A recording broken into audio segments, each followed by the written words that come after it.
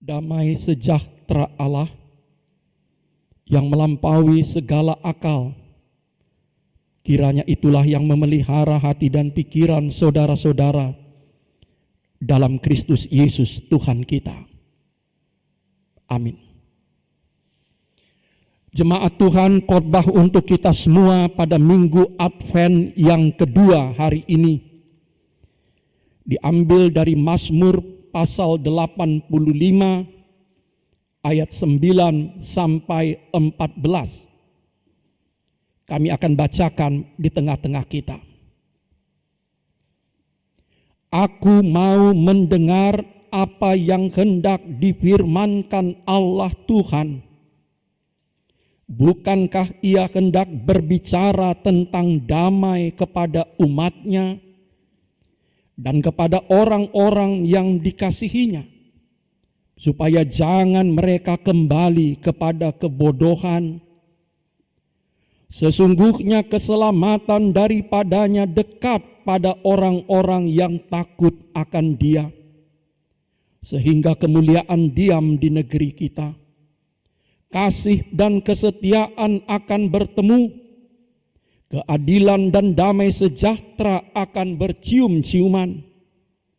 Kesetiaan akan tumbuh dari bumi, dan keadilan akan menjenguk dari langit. Bahkan Tuhan akan memberikan kebaikan, dan negeri kita akan memberi hasilnya. Keadilan akan berjalan di hadapannya, dan akan membuat jejak kakinya menjadi jalan. Sampai demikian. Saudara-saudara, Mazmur yang diberi judul Mazmur Bani atau keluarga Korah itu, menurut para ahli adalah Mazmur yang berasal dari Paskah sesudah pembuangan. Jadi sesudah umat Israel dibuang dan kembali dari pembuangan Babel, Mazmur ini dituliskan. Kalau kita baca mulai dari ayat yang pertama, Mazmur ini mengungkapkan sukacita mereka di waktu yang lampau, ketika Tuhan membawa mereka pulang dari Babel ke Yerusalem.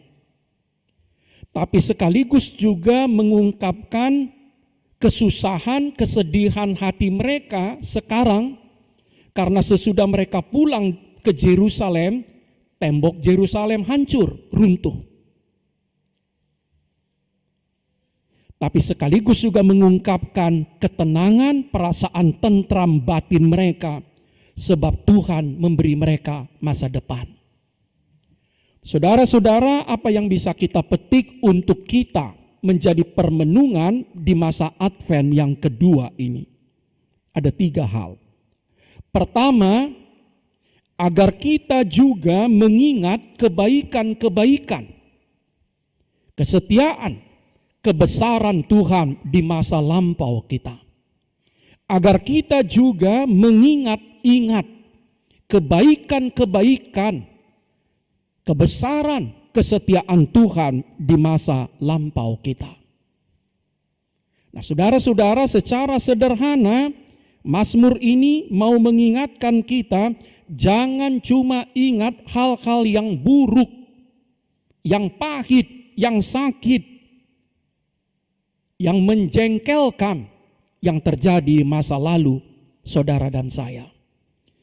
Sekali lagi, jangan cuma ingat hal yang buruk, yang jelek, yang negatif, yang menyakitkan, yang memedihkan hati kita yang terjadi di masa lalu. Ingatlah yang bagus-bagus. Ingatlah yang indah. Terutama ingatlah kebaikan-kebaikan Tuhan. Ingatlah jawaban-jawaban Tuhan. Ingatlah pertolongan-pertolongan Tuhan yang pernah kita terima di masa lalu kita. Dan itu menjadi modal yang sangat kuat bagi kita sekarang.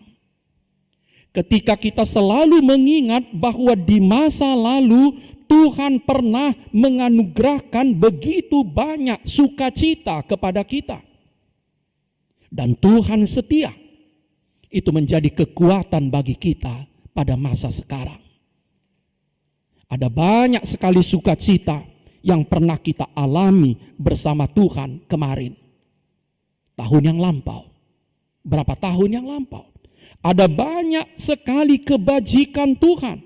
Ada banyak sekali doa dan kerinduan kita yang dikabulkan Tuhan. Dan Dia setia. Dan semua pengalaman indah, pengalaman sukacita bersama Tuhan itu menjadi modal, menjadi kekuatan bagi kita sekarang. Sama seperti menjadi kekuatan bagi umatnya yang pulang dari pembuangan. Umat Israel selalu mengingat-ingat perbuatan-perbuatan Tuhan di masa lampau. Dan mereka percaya Tuhan akan mengulanginya. Bahkan melakukan yang lebih besar untuk mereka. Dan itulah yang membuat umat itu bisa eksis, bertahan di masa-masa yang paling sulit kehidupan mereka. Kita juga. Yang kedua, agar kita juga menyadari dan mengakui keberadaan kita masa kini. Agar kita juga menyadari dan mengakui keberadaan kita masa kini. Umat Israel bersuka cita mereka bebas pulang dari Babel. Tapi mereka tidak serta-merta semua menjadi beres. Mereka menjumpai tembok Yerusalem runtuh, tembok kota suci. Mereka susah. Saudara-saudara, kita dipanggil juga untuk menyadari dan mengakui keberadaan kita masa kini. Personal atau komunal. Individual atau institusional. Salah satu syarat bagi manusia untuk sembuh adalah mengakui penyakitnya. Salah satu syarat bagi manusia supaya dia bisa sembuh, dia harus sadar dan mengakui sakitnya. Salah satu syarat supaya kita mendapatkan solusi atau jalan keluar adalah mengakui kita punya masalah. Kalau saudara dan saya tidak mau mengaku bahwa kita sedang sakit, apa yang mau disembuhkan?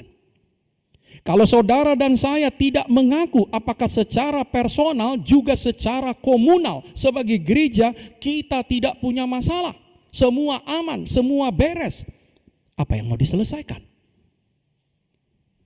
Saya masih tetap teringat ada seorang CEO, seorang petinggi perusahaan belasan tahun yang lalu, tapi selalu terngiang-ngiang di telinga saya. Dia katakan, Amang, masalah HKBP yang terbesar, HKBP tidak tahu masalahnya. Masalah HKBP yang terbesar, HKBP tidak tahu masalahnya. Saya pikir ini relevan kepada kehidupan pribadi, keluarga, juga komunal.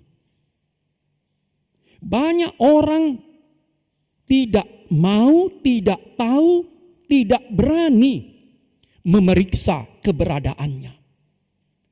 Banyak orang takut melakukan check up kesehatan, takut nanti penyakitnya ketahuan. Banyak orang tidak mau memeriksa kesehatannya hanya dengan satu alasan, dia takut nanti penyakitnya ketahuan. Banyak kelompok, banyak organisasi termasuk organisasi agama tidak mau dan tidak berani mengadakan apa yang dinamakan due diligence, pemeriksaan menyeluruh supaya dia tahu kondisinya. Bagaimana sekarang? Di mana posisi kita? Bagaimana kondisi real kita? Pribadi, keluarga, gereja, bangsa. Saudara-saudara, Mazmur ini mengajak kita untuk berani memeriksa, menyadari, mengakui realitas keberadaan kita masa kini. Apakah secara personal atau secara komunal. Tapi kita juga diingatkan kemampuan kita memeriksa diri kita, tubuh kita, hati kita, jiwa kita terbatas. Kemampuan kita terbatas memeriksa diri kita.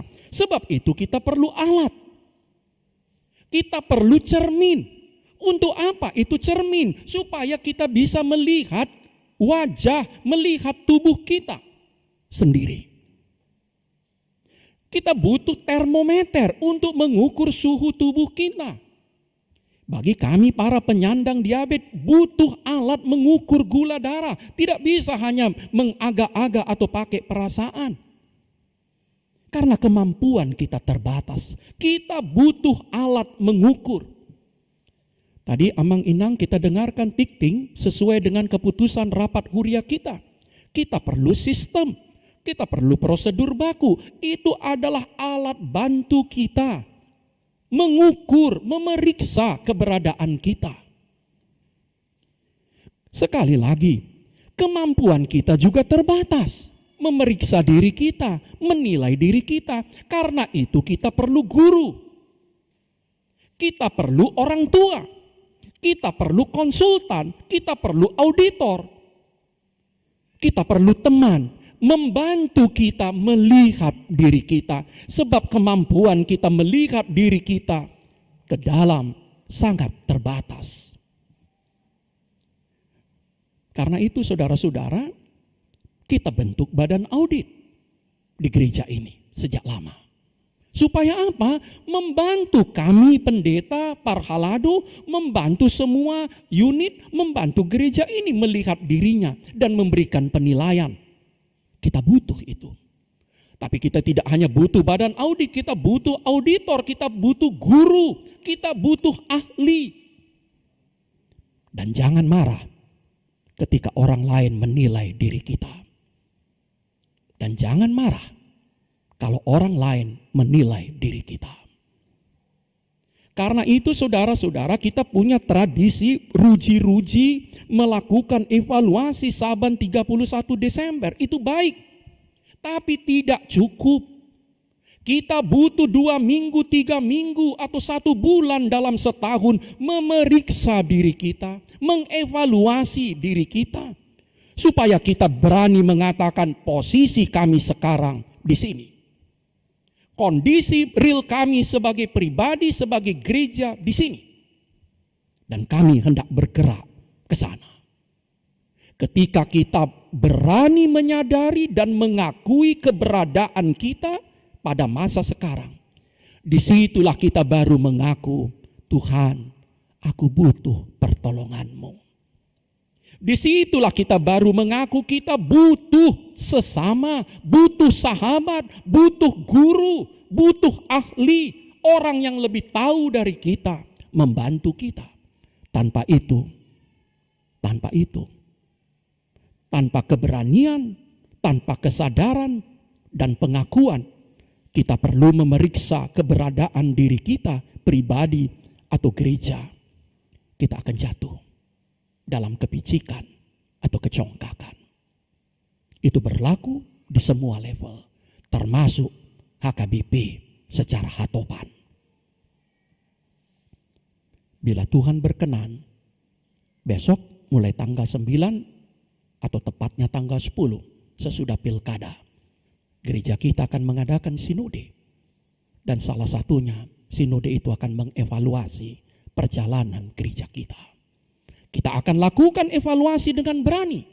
Kita akan lakukan evaluasi dengan jujur dan juga dengan penuh kedamaian. Yang ketiga, apa pesan Mazmur ini untuk kita? Agar kita percaya kepada Tuhan yang memberi masa depan.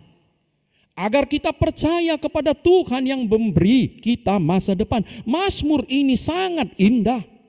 Kalimat-kalimatnya memberi kepada kita permenungan yang sangat dalam. Yang pertama, sang pemazmur katakan, aku hendak mendengarkan apa yang dikatakan Tuhan. Baiklah saudara dan saya, baiklah gereja kita Balikpapan Baru, baiklah HKBP secara hatopan mengatakan, aku mau mendengarkan apa yang dikatakan Tuhan. Bukankah itu tema tahun pekabaran Injil kita? Yang di Balikpapan Baru kita akhiri hari ini dengan sukacita. Allah berbicara kepada umatnya. Allah berbicara kepada umatnya. Ibrani 1 ayat 1 sampai 4. Jika dikatakan Allah berbicara kepada umatnya, maka respon kita adalah aku mau mendengarkan apa yang dikatakan Tuhan. Sebab dia mau mengatakan tentang damai, tentang sejahtera, tentang keselamatan. Kalimat Mazmur lagi yang sungguh menjadi permenungan bagi kita untuk melangkah ke masa depan. Sang pemazmur bernyanyi keselamatan dekat kepada orang-orang yang takut akan Tuhan. Keselamatan, kemenangan, kebangkitan, kesembuhan, kejayaan dekat kepada orang-orang yang takut akan Tuhan. Ketika saudara dan saya takut, takzim, hormat kepada Tuhan, menundukkan diri kita di bawah tangan Tuhan yang kuat, sesungguhnya kita sudah sangat dekat kepada keselamatan, kepada keberhasilan, kepada kemenangan, kepada kebangkitan dan kejayaan.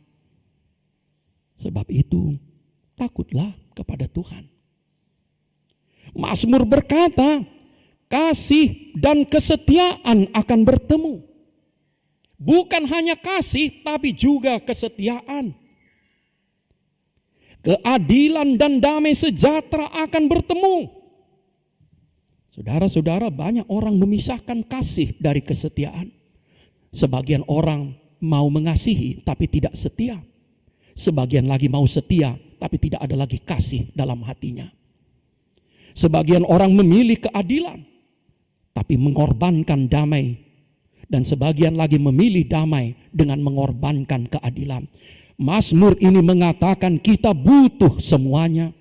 Kasih dan kesetiaan, keadilan dan damai sejahtera akan bertemu. Dan pada saat itulah kita sembuh, kita bangkit, kita jaya.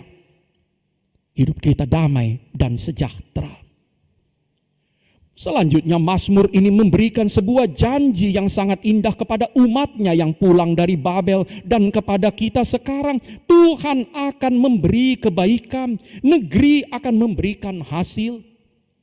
Biarlah semua warga HKBP, semua pelayan HKBP percaya Tuhan akan memberi kebaikan kepada kita.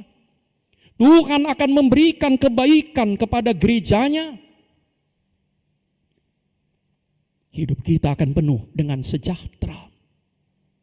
Kesanalah kita arahkan Amang Ina. Kita bersyukur atas kebaikan Tuhan di masa lalu kita. Kita berani dan mau memaksa diri kita memeriksa kondisi keberadaan kita sekarang. Dan kita percaya kepada masa depan yang jaya dan gemilang. Baik secara pribadi, keluarga, juga sebagai gereja. Kepada Tuhan yang pengasih, yang sedang kita nantikan kedatangannya. Amin. Mari kita berdoa. Ya Allah, Engkau mengingatkan kami, supaya kami selalu mengingat kebaikan kesetiaan Tuhan dalam hidup kami di masa yang lalu. Kami selalu mengenang pertolongan-pertolongan Tuhan yang kami terima. Sukacita-sukacita kami bersama Tuhan. Dan itu menjadi kekuatan yang sangat berarti bagi kami. Modal yang sangat berharga. Engkau mengingatkan melalui khotbah hari ini.